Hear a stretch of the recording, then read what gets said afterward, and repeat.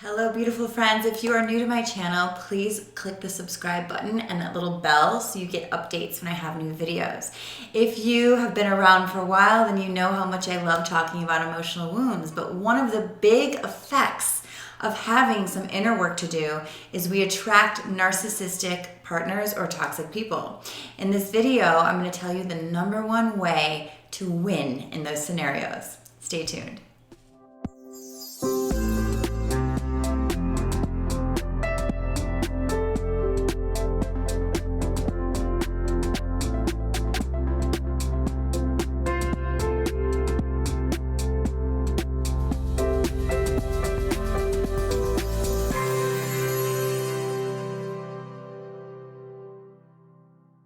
So, narcissistic relationships or narcissistic abuse in relationships, it can be a huge question mark until you really start to realize what it is, why you're attracting it, and how to really heal from this pattern.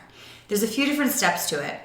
The first thing is, oftentimes when we are attracting a narcissistic partner, it's to wake us up to the reality that we were born into, that we may not even realize yet was abusive or toxic, or the way that we've developed our sense of self, or the lack of emotional connection, mirroring, attachment trauma, few different reasons. But the one I want to talk about today is a narcissistic relationship, or a narcissistic person, I should say, is someone who we sort of cater to.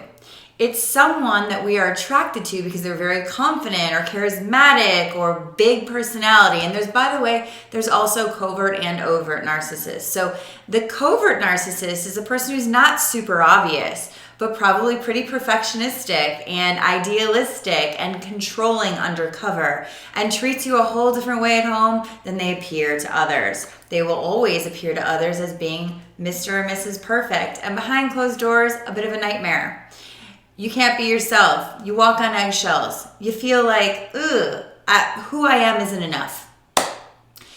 The overt narcissist is the super obvious party guy who is loud, likes to be center of attention, is very overtly confident, but internally not at all. You just don't know that yet. Who seems to have a lot of friends around at all times, because that is the narcissistic supply. The narcissistic supply is anything and everything that can validate me at all times. So you, if you're dating one of these people, are the narcissistic supply. You're a people pleaser. You're empathic. You're really sensitive. You're really kind. You're really loving. You're really uncertain of self. And if you are certain of self, you still look outside of yourself for some type of confidence. The reason we attract this is because it's what we're used to on a very interesting, energetic, emotional level.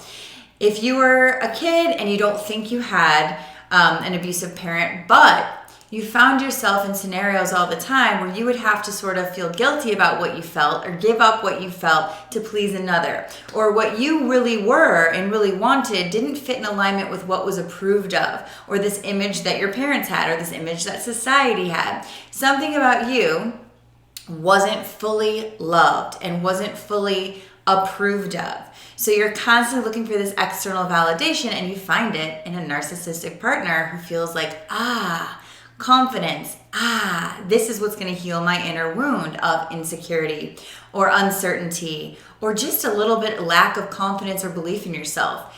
The narcissistic partner love bombs you at the beginning. Whether they're overt or covert, they will love bomb you. You will be the object of their affection.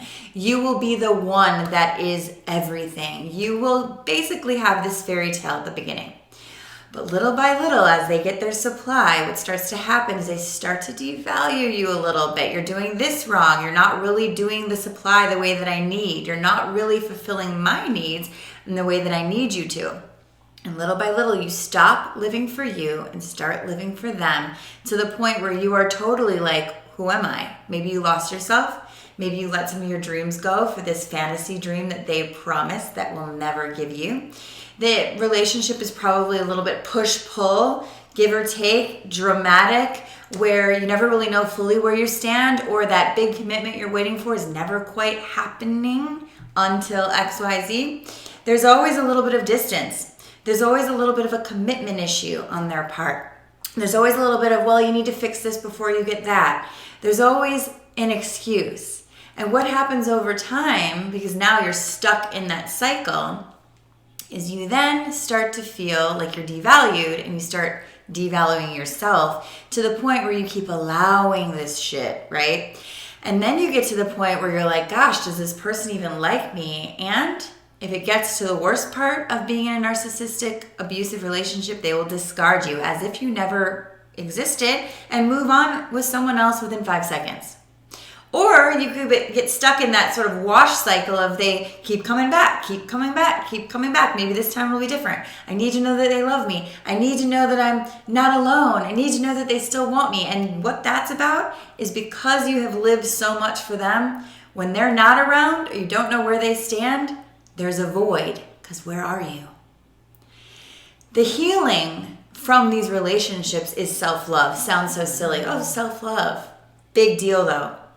When you start to realize that you are not being loved the way that you deserve, when you start to realize that you have given up your own value of self for the value of another, when you have stopped being loyal to your soul so you can be loyal to their needs, wow, crazy scary, right?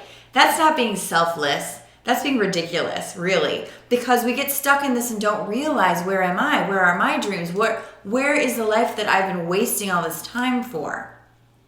So it's about really realizing self-care. What would someone who loves themselves do? What would I be doing if I really cared about me?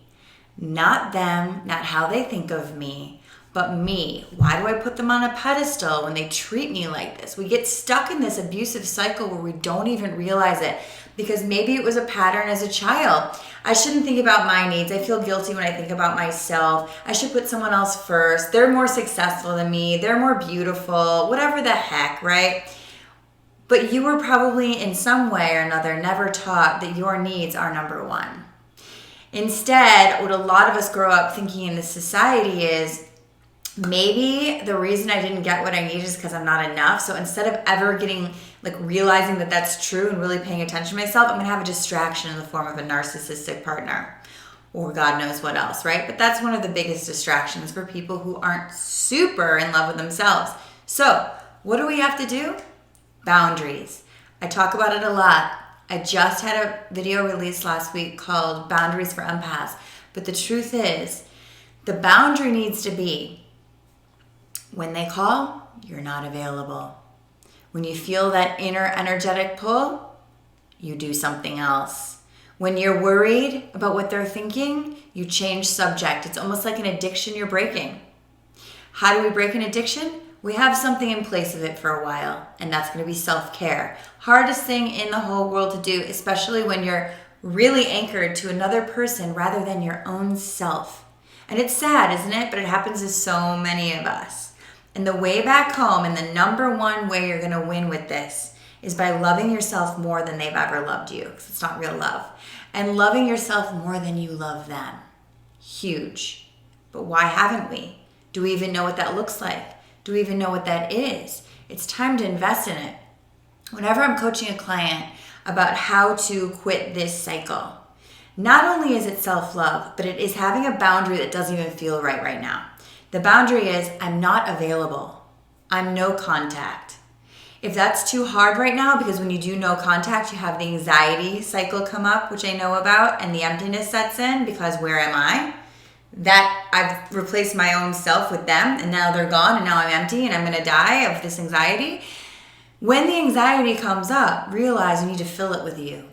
What can I do to remind myself of me? What can I do to care for me? What can I do to love me? What would I do that they wouldn't do? When the anxiety comes up because you are having a very healthy boundary of not sharing what you're feeling emotionally with them. When you let them know how you're feeling or how sad you are, power and control. That's the narcissist's number one key, power and control. To take your power back and be back in control, you can't give them the control and let them know how you feel. You cannot do it. It's not about being authentic when it comes to a narcissist. It's about having authentic communication with healthy relationships, because that's how we heal everything. But when it comes to a narcissistic partner or a toxic relationship, With those types of people who have personality disorders or symptoms of a personality disorder, being authentic does nothing good for you with them because they're not being authentic with themselves or you. And so for you to be authentic with your own feelings, get real about how you feel so you can heal, is one thing. Sharing it with them will give your power away. So what I want you to do for the first month, if you're new at this, do not give your power, emotional truth, away, because then they have manipulation tactics. Narcissists are huge emotional manipulators. The way that they manipulate you is because you are empathic and sensitive and you are so caring and externally available. You are transparent. And what I need you to do for the first month specifically is not be transparent with them, but keep that all for you. This is how we have and build the base of self-love and self-care to finally break free of this cycle. Do not share your emotional truth with them. Have a big fat boundary in there. You're not available every second that they need you. You can feel them because now as an empath, you're so hooked into their needs that you forget that those aren't yours. And so to find yours, you have to unhook from their needs. So the boundaries and keeping your emotional truth to yourself, huge, huge, huge. The final thing that you will always win at, which takes time to get there, no contact. Not ever. I know it's tough. I'm going to be doing a lot more videos on this. Emotional Rehab is launching September 1st, if not earlier, which is how to heal inner wounds to stop attracting narcissistic and toxic relationships. Until then, please check the links below. Please share and subscribe, and I'll see you soon.